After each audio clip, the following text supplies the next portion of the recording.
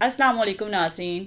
आज नदीम मलिक के शो में लीगी रहनुमा राना सनाउल्लाह पीटीआई के लीडर्स और कारकुनों का मिलिट्री कोर्ट्स में ट्रायल करने पर जोर दे रहे हैं। फिर नदीम मलिक ने राना सनाउल्लाह को दलाइल के साथ लाजवाब कर दिया। नाज़रीन, आइए पहले वीडियो देखते हैं और फिर इस पर बात करते हैं। सिविलियंस के मुकदमात फौजी अदालतों में मेरा नहीं ख्याल है कि काजी फायज ईसा की अगर आप माजी उठा के देखें कहीं पे उस चीज़ को जस्टिफाई करेंगे कि सिविलियंस के मुकदमात फौजी अदालतों में चलने नहीं, तो सिविलियन के मुकदमात फौजी अदालतों में बिल्कुल नहीं चलने चाहिए। नहीं चलने चाहिए, नहीं चलने चाहिए। 9 मई के वाक़यात के बाद भी नहीं, 9 मई के वाक़यात जो है वो उसमें सिविलियन के मुकदमात फौजी अदालतों में चलने वाला मामला ही नहीं है।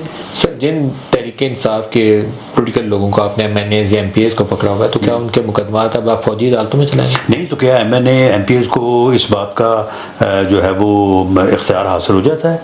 तो क्या ये उनके लिए ये MP MNA या अगर कोई आदमी पॉलिटिकल वर्कर है तो उसको पॉलिटिकल वर्कर होने की बुनियाद के ऊपर उसे खुली आज़ादी है कि वो जो भी करेगा। मेरा सवाल है, शहरियार अफरीदी क्या फौजी अदालत में जाएगा? क्या अली मोहम्मद खान फौजी अदालत में जाएगा?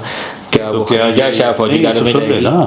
तो क्या ये GHQ के ऊपर हम हमला करने में ये मुलव्वस हैं या नहीं है? ये तो आप अगर हैं तो जाना चाहिए, ये तो आप अगर नहीं है तो नहीं जाना चाहिए। आपके ख्याल में जी, जो एविडेंस या इन्वेस्टिगेशन मेरी इंफॉर्मेशन में है उसके हिसाब से तुझे बिल्कुल शामिल है। तो फिर तो ये फौजी अदालतों में तो जाएंगे? बिल्कुल, जब इन्होंने वायलेशन की है और that violation comes under the preview of army act 1952 तो वहीं पे जाएगा ना। खदीजा शाह और कुछ खवातीन भी गिरफ्तार हैं, उनका क्या? तो खदीजा शाह उनसे वो खुद बता दें कि क्या वो आर्मी हाउस में दाखिल हुई या नहीं हुई।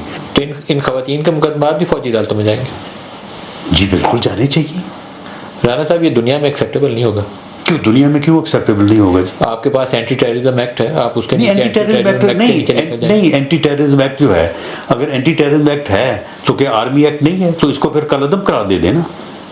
क्या इसको आर्मी एक्ट 1952 को कलअदम करार दे दिया जाए कि ये लॉ जो है ये ऑपरेटिव नहीं है। बाकी दुनिया में कोई जाके कोई अमेरिका में या इंग्लैंड में या किसी भी यूरोपीय मुल्क में कोई इस किस्म की हरकत करके देखे ना, तो फिर उसके बाद देखे कि उनका क्या रिएक्शन होता है। क्या इमरान खान वो कितने गुआंतानामो बे बनाते हैं वो इमरान खान के ऊपर जो इल्जाम हैं, क्या इमरान खान का मुकदमा भी आप फौजी अदालत में? तो क्या इमरान खान ने जो है ये सारी जो ये सरकशी हुई है जो दिफाई तनसीबात और दिफाई अदारे के ऊपर, आप देखें ना, ये एक स्टेट हमला है। सीधे गए हैं और उस अदारे के ऊपर जो है वो जाके, जो कि पाकिस्तान के दिफा का जिम्मेदार है, उसके ऊपर जाके ये हमलावर। इमरान तो उसे गिरफ्तार था, इमरान को आप कैसे लेंगे? इमरान ने ये सारी मनसूबाबंदी की है।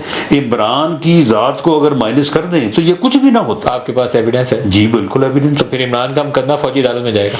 इमरान का मुकदमा फौजी अदालत में नहीं जाएगा। वो जिसने लोगों को तैयार किया है, लोगों के ज़हनों में नफरत जो है वो इंजेक्ट की है, उसके ऊपर चलेगा। वो शख्स इमरान खान कह रहे हैं, वो एक ही आदमी है। तो इमरान खान है। तो इमरान खान का मुकदमा फिर फौजी अदालतों में तो बिल्कुल चलेगा, जो उसने किया है उसके मुताबिक ही चलेगा। सर, बैन अल-क़वामी सतह पर ना सियासी लोगों के, औरतों के, नौजवानों के केसेस अगर आप फौजी अदालतों में लेके जाएंगे तो आपको शदीद रद्द-ए-अमल है। आफिया सिद्दीकी के ऊपर तो कोई जो है वो मामला नहीं हुआ यूरोप में या बाकी मुल्कों में। एक डिक्टेटर ने पकड़ के तो दे दिया, अदरवाइज कोई अपनी खातून नहीं, किसी अपनी लड़की को पकड़ के इस तरह दुश्मन के हवाले ना करता। ठीक है, ये हो गया, ये सारी दुनिया को पता है ना। वो क्या कह रहे हैं? वो ये कह रहे हैं कि हमें किसी ने पकड़ के दिया था। वो तो उसकी गिरफ्तारी जो है वो अफगानिस्तान से डाल रहे हैं। वो तो वहाँ पे कह रहे हैं कि यानी उसके ऊपर इल्ज़ाम ये है कि वो हमारे एक फ़ौजी के ऊपर हमलावर हुई। फौजी के ऊपर हमलावर होने की बुनियाद के ऊपर उसको 86 साल कैद हुई है। तो सर, आप और जिन हालात में उनको रखा हुआ है और जिन हालात में रखा हुआ है उनको, उसके बाद वो लोग हमें ये जो है ये ह्यूमन राइट्स को पाकिस्तान लाने के लिए तो आफिया सिद्दीकी को आप कुछ कर सकते हैं, वो तो आपको करना चाहिए। देखिए, वो हम जो कर सकते हैं वो तो हम कर रहे हैं, और इसके ऊपर जो उनका रिस्पॉन्स है, आप मुझे बताएं कि जब उनकी अब ये बहन उनकी जो है वो डॉक्टर फौजिया वो जब उनसे मिली हैं और वहाँ पे जो यानी सिर्फ फौजिया सिद्दीकी साहबा ने नहीं बताया, बाद में उनके साथ जो वकला थे उन्होंने भी बताया उनको किन हालात में रखा गया, क्या उसकी जो है वो हालत है, किस तरह से जो है मुलाकात कराएगी। आप मुझे बताएं कि वो जो इतने लंबे लंबे जो है वो पर्चे लिख के भेजते हैं, गैर इंसानी रवैया और दस्तखत कर करके भेजते हैं, उन्होंने किसी ने इसके ऊपर जो है वो कोई एक लफ्ज़ भी कहा है? क्या ये इम्कान मौजूद है या ऐसी पॉसिबिलिटी हो सकती है कि अपनी कैद जो है वो पाकिस्तानी आके सिस्टम के तहत यहाँ किसी जेल में गुजार लें? ये मुमकिन होना चाहिए। आपने अप्रोच किया यूएस? जी, इस बारे में जो है वो اپروچ کیا جا رہا ہے، اس سے پہلے بھی کیا گیا ہے، بلکہ state to state level, highest level پہ پرائم منسٹر آف پاکستان نے اپروچ کیا، ہائیسٹ لیول کے اوپر جو ہے یہ چیز ایک بار نہیں متعدد بار جو ہے وہ کی گئی، اور اس میں پیش رفت توسیع ہونے کا امکان ہے؟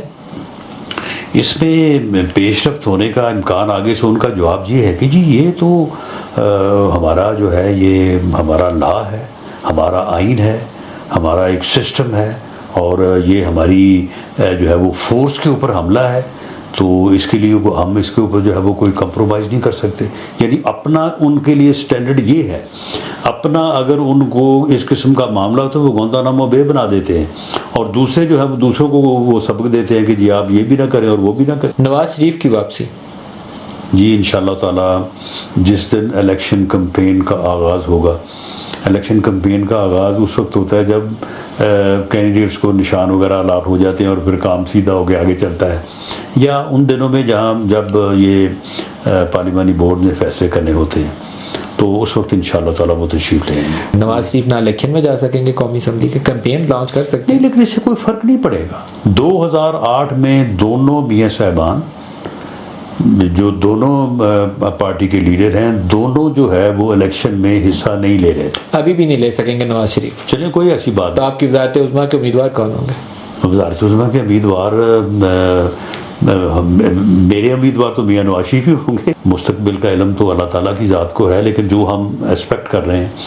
تو یہ ایک ایسا موقع ہوگا کہ ایک آدمی کو یہ موقع مل رہا ہوگا کہ وہ اس ملک کا چوتھی مرتبہ جو ہے وہ وزیر اعظم بنے. تو یہ ایک ایسا ریکارڈ ہوگا کہ یہ پھر بار بار ایسے موقع آتے نہیں ہیں. سر چوتھی دفعہ سے زیادہ تاریخی طور پہ اگر یہ موقع آ رہا ہو تو اسے کیپچر کرنا چاہیے. سر چوتھی دفعہ کی وزارت عظمیٰ سے زیادہ یہ میٹر کرتا ہے کہ وہ پاکستانی سیاست میں، جمہوریت میں، کانسٹیٹیوشن میں کیا کنٹریبیوٹ کرتے ہیں.